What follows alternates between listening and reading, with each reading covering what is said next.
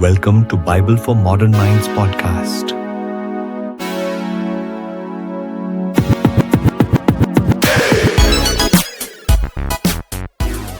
So you've brought us a fascinating set of sources today, really a blueprint for understanding one of the most influential and sometimes provocative figures in modern Christian evangelism, Ray Comfort. That's right.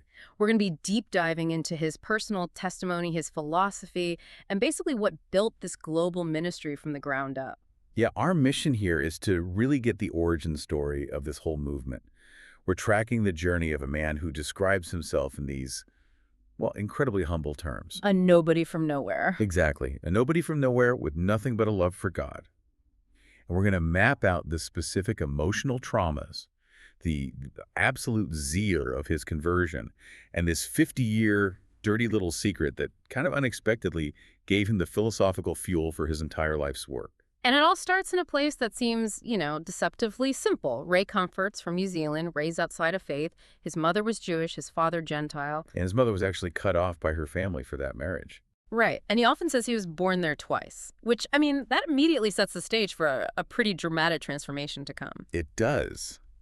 But before any of the drama, he describes what sounds like just pure bliss. A profoundly happy childhood. The quintessential beach kid. Totally. Yeah. Living just 50 yards from the ocean. And I love this one detail he shares. He had this flag system with his mom. Oh, yeah. Tell us about that. He'd be out surfing, and she would raise a flag on the roof of their house to let him know dinner was ready, so he wouldn't miss a single minute of it. That imagery, the flag on the roof, the beach, it's just pure idyllic freedom. But that happiness was violently interrupted when he was around 18. This is the first big shock. It was. It's this fixed memory that he always comes back to, the death of his dog, Jordy. It was really traumatic. He describes Jordy running ahead of him, right, toward the beach. Yeah, just bolts into the road, and a car hits him. Ray rushing over, picks up the dog, and he's just sitting there at the end of his driveway, completely devastated. Yeah. And the detail about the driver is almost as shocking. It is. The man stops his car, walks across the street, puts a hand on Ray's shoulder, and just bursts into tears. Wow. Yeah, a moment of just shared, unexpected grief. But what's really fascinating is how quickly that personal trauma sparks these huge existential questions for him. Right. That same night, after the vet put Jordy down. He's thinking intensely about death for the first time. Why did his dog die? Why did his grandparents have to die? Why was mom and dad going to die? He just says it made no sense. The whole natural order of things suddenly seemed fragile. But before he gets any answers, life just sort of accelerates into conventional success for him. He works at a bank, meets his wife, Sue. And then, at just 20 years old, he quits the corporate world and starts his own business. He was the picture of a successful young guy in New Zealand. Oh, absolutely. Owned a house, was married, ran a successful surf shop and a leather gear shop. He was making these custom fringe jackets, inspired by the movie Easy Rider. So he had all the pieces, stability, success. But that philosophical foundation was still missing. Completely missing. And this is where we get to what he calls his dirty little secret. The thing he held on to for 50 years, which finally gave him that visceral jolt he needed to answer those questions. Let's unpack the subculture he was in, because that seems key. The surf scene. The subculture was everything. He said it was full of thrill seekers. When the surf was up, they were taking physical risks. But when the surf was down, They were bored to tears. exactly, which made them incredibly open to experimenting with drugs. He mentions pretty soberingly that 5 of his friends from that time later died because of drugs. And he resisted for a while, but eventually he gave in. He decided to try LSD. He did. And the whole experience, right from the start, sounds less like a party and more like a terrifying spiritual emergency. Sheer recklessness, right? Total recklessness. He takes this tiny amount, about the size of his pinky, and then drives home 10 miles. He even admits, I do not remember driving. That's chilling. And then later, he's driving to pick up his wife, and he stops the car and just starts weeping. Yeah, weeping at the thought of all those people that they were going to die. That existential fear was suddenly everywhere. He had planned to keep it a secret from his wife, but that didn't work out. Not at all. He couldn't hold it in. The second she gets in the car, he just blurts out, I took some LSD. And her response was just 4 words. I'm so disappointed in you. Oof. Yeah. And then come the hallucinations. He sees his dead dog, Jordy, floating 8 inches off the ground in front of the TV. But this is where it gets really interesting because the philosophical insight he has is way more powerful than any visual hallucination. He said it pulled something out of my spirit. It did. He's looking at his sleeping wife, and he's just hit with this overwhelming sense of the futility of life, this deep certainty that he was going to lose everything he held precious. He said tears ripped down his cheeks. This wasn't just sadness. It was a full-on confrontation with mortality. And that feeling, that confrontation, it coalesces into one specific image. The ladder. The ladder. He sees a hallucination of a ladder made entirely out of the word DIY. It starts wide at the bottom and gets narrower as it goes right up through the ceiling to the heavens. And that solidifies the questions that started with his dog's death. Why am I alive? Why am I gonna die? Why will death snatch everything away? Yeah. That ladder becomes the symbol for the ultimate question that drives the rest of his life. So is it fair to say that his entire ministry is basically a framework designed to answer the question from that one hallucination? I think that's absolutely fair. His whole methodology is about addressing that deep-seated fear of futility that he felt so intensely in that moment of crisis. Which makes you wonder, why keep this profound story a secret for 50 years? Well, he gives 2 reasons, and they're both very human. The first is just professional irony. Right, he later becomes the director of a drug prevention center. Exactly, and not only that, it was located on High Street. You can't make this stuff up. Unbelievable. So admitting his past drug use would have been, well, a problem. But the second reason was more emotional. It was about his mom. His Jewish mother, who was so heartbroken. Yeah. When he first gave his testimony on TV, he included the LSD story. She saw it and was devastated, viewing him as a drug addict. So he just decided the pain it caused her wasn't worth it, and he scrubbed it from his story for 5 decades. That makes a lot of sense. So fast forward 6 months after that trip, he's still grappling with these why questions, and he finally has his conversion moment on a surf trip. Yes, he says he cried out, not really a prayer to God necessarily, but he says God heard it. And the real turning point was when he was reading the Sermon on the Mount. Specifically the part about looking at a woman with lust. That's the one. He said the light just switched on. He realized, God saw my thought life. That understanding of God's absolute moral standard it cut him into 2. He saw that against that perfect standard, he was guilty.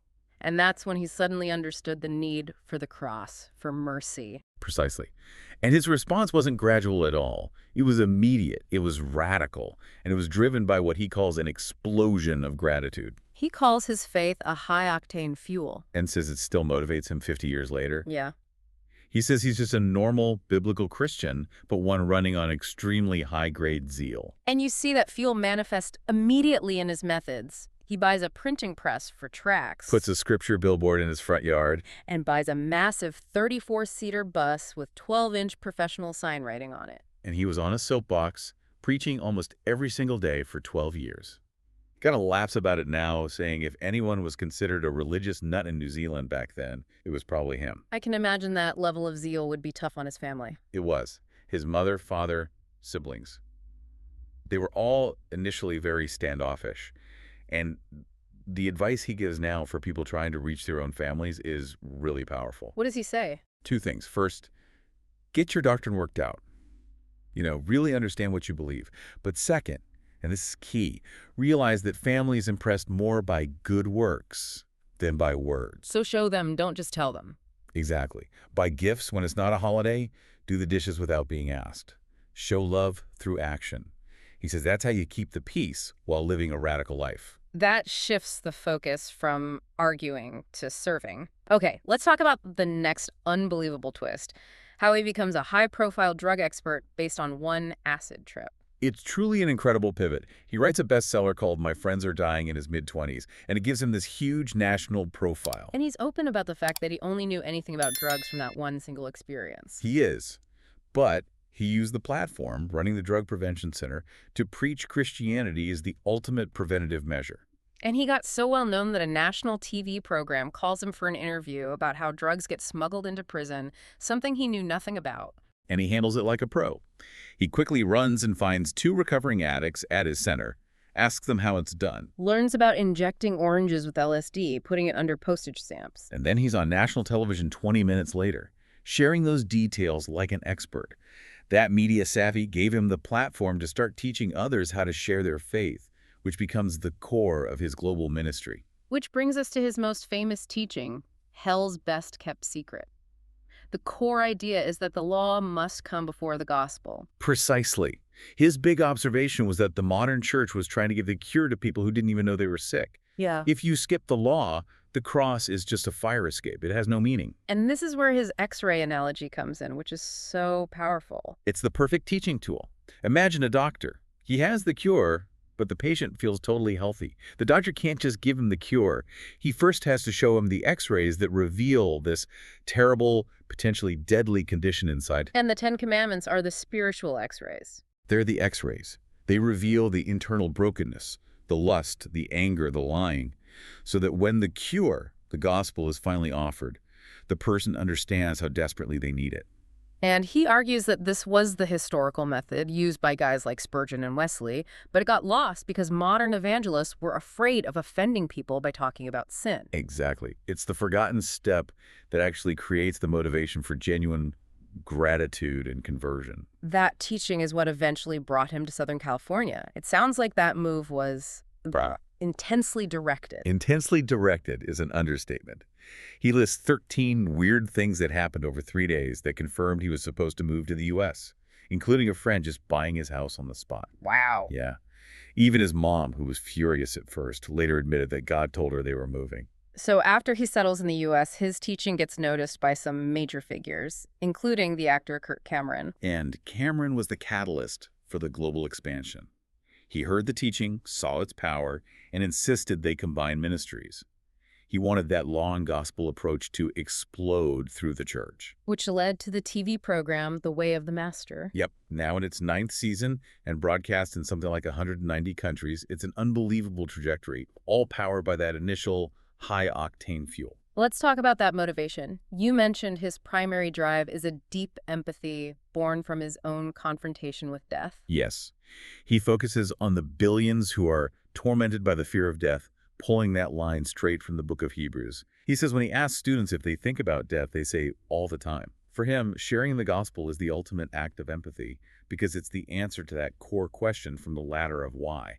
So let's turn to his definition of faith, especially for you if you're out there struggling with unanswered prayers or doubt. He breaks it down into some really clear steps. His steps are crucial. First, get a revelation of the law's spiritual nature, the thing that cut him in two, that lust is adultery, anger is murder. Second, find genuine repentance. But the third step, exercising faith, is where he gets really specific. He defines it not as believing despite a lack of evidence. Right. He says creation screams of God's genius.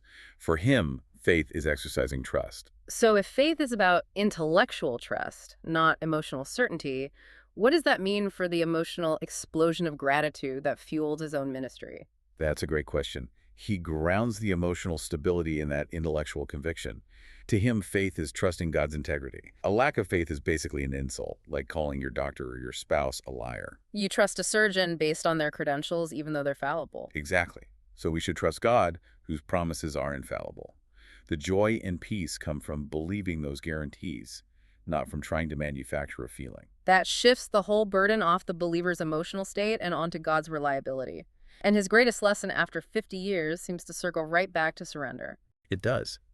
He uses the analogy of a train. A train's freedom is found on the tracks, not by leaping off into a field. And he lived this out. He literally gave his business to God, was immediately kicked out of his lease. Which forced him to relocate to the heart of town, which is what actually allowed his printing ministry to thrive. Total surrender led to his true vocation. So we've traced this incredible journey from a happy childhood shattered by the death of his dog Jordy to the philosophical shock of that LSD ladder of why, which led to a conversion fueled by this explosion of gratitude. And all of that created a very specific ministry methodology. Yeah.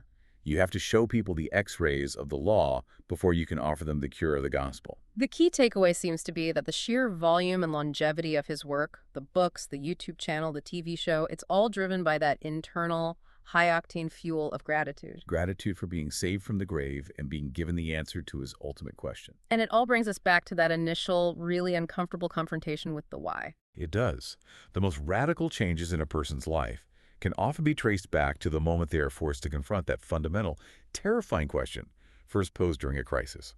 Why am I going to lose everything? So we'll leave you with this. What is the most profound, unsettling question that forced you to seek deeper knowledge?